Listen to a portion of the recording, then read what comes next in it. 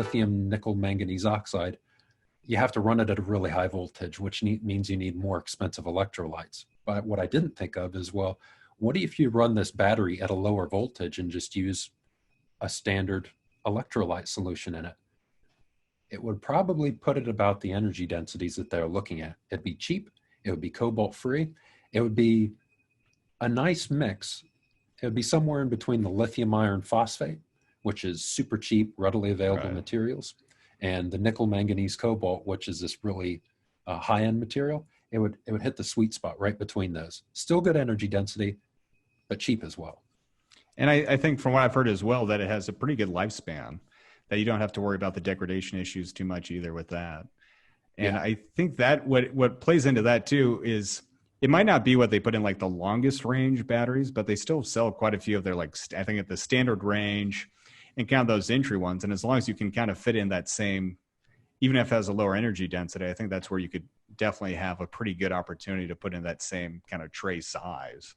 If you can really start lowering the cost. I know that's been the big thing for a lot of automakers in China with the subsidies that they're kind of starting to tweak to really, I mean, I think it's well-intentioned, just they're trying to pull it back a little bit, but really put the focus on making cars that are pretty cost-effective for a lot of people to purchase. Exactly. And I think that's where China is really doing an amazing job. They're not going with the most flash technology that they can, the coolest technology with the highest numbers. They're going with, all right, what's cheap and what can we make a lot of? And what's underappreciated is companies like BYD have had more of a positive impact on CO2 emissions than Tesla has had, because they've cranked out so many batteries and they're putting those batteries into vehicles that are typically extremely polluting, like buses, etc. And of course, those buses help take extra cars off the road. So it's a compounding effect. So BYD, CATL, these Chinese companies are underappreciated. People are all worried about Tesla stealing technology, or Chinese companies stealing technology from Tesla. I don't think they have to worry about that. I think most of the Chinese companies are actually, in certain ways, ahead of Tesla, like cell-to-pack technology, for instance. Well, and that's one of the areas where Tesla does steal a lot of the news headlines, is because they're kind of in two areas. They have obviously the battery production because they're so vertically integrated, but then they've got the sexy. I mean, no one's going to be like, the average person isn't going to be reading some article about BYD's latest battery. They will probably be reading Car and Driver about Tesla's new car, and therefore learn about the batteries that they're making. With that greater exposure, do you think there's any other companies like VW or GM that are doing some really interesting things, or starting to make the steps into the right space for making electric vehicles more common? VW seems to be headed in the right direction if they can get that software sorted out. Yeah. You mentioned, was it Hyundai? Yeah, Hyundai you mentioned before. Yeah, they seem to, for a while, they seem to have been headed in the right direction. But it seems like the German automakers, the European automakers, are the ones that are really realizing that they need to change their tune. They need to completely retool an entire industry.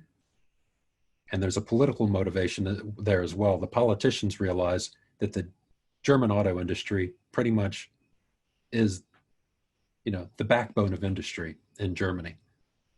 Even if VW and these companies fail and they go bankrupt, I believe the government's going to be there to pick up the pieces.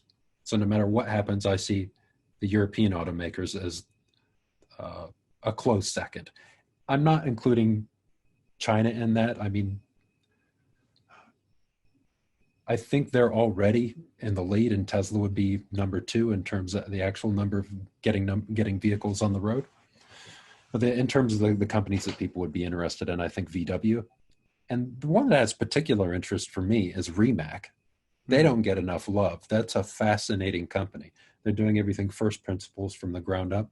And on a weekly basis, they do a YouTube chat/channel with the CEO. And he walks you through some of the engineering that they're doing and talks about how they're making their products.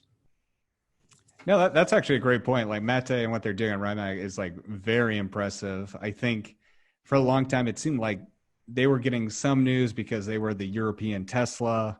And it seems, I think there's been a bit of a pivot to, they've moved from being so much a car manufacturers to now they're really the OEM supplier working behind the scenes to really help a lot of these European car makers with their, I mean, in a lot of ways, they're starting to play the role that like LG played for the actual powertrain development that they're doing for GM and other car manufacturers. Rimac's doing quite a bit of that for a lot of the higher end performance cars, along with starting, it sounds like, to get into even, I believe maybe work with some of the Korean and other kind of more higher production volume car manufacturers as well. Yeah, that's one thing I didn't even realize until a couple of weeks ago. Monte was walking around the factory floor saying, all right, this goes into a Koenigsegg, this goes for X vehicle or Y vehicle. I'm like, oh, wow, this company's got its fingers in a lot of pies. It's one to watch. Yeah, I think it is kind of interesting because you look like, at least domestically for me, in North America, you've got like Rivian's probably kind of the up and coming one that's got a lot of interest for having maybe more of a backing in some regards to the traditional automakers being more based in the Midwest. A lot of people they're bringing over from Ford and GM into the space. But when you actually look at who's making that big impact, I would agree with you. Like for the longest time, Rimac's been kind of under the radar. And some of the technology that they have brought to market, I believe it was called the Concept One, their high performance car. Probably its most pro and con was it was on that Top Gear episode where it crashed. And I think that kind of has since then, unfortunately, obviously it was for entertainment purposes versus like being something of like saying anything about the car. But I think that's it probably, I don't know if it's done more good or bad for them from a car production standpoint, but it's definitely put them on a lot of OEM and manufacturers' radars for like a supplier to get that engineering and experience in the realm that really matters as they start making this change. Well, I suppose it's better to be notorious than unknown. Yeah, no, that's exactly. But yeah, I often forget about Rivian, but it's because they haven't. To me, they have the most promise in North America besides Tesla, but they haven't delivered anything yet. Rimac is one of the few companies that have delivered things for a long time. Amazing, yeah, and they've been cool, really cool. Well, and I'm definitely excited by the technology that Rivian's working on, but at the same time, it's like it's kind of like that outdoorsy Patagonia wearing, like there's a clear market for it, but it's also really expensive and not really for everyone. And it probably it doesn't translate to who knows what they do and what's down the road, but it kind of how they position themselves. It's kind of been placed as an alternative on the higher scale to Tesla. Instead of having the city EV, they're kind of focused on the outdoor drive in Moab off-road EV.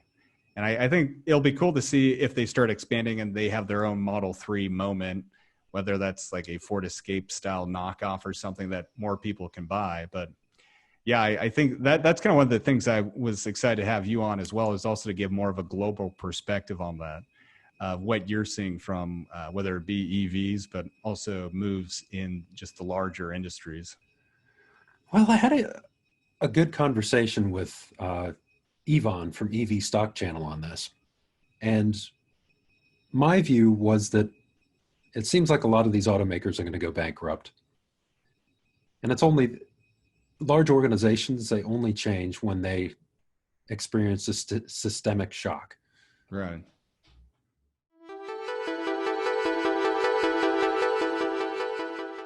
Thanks for joining us.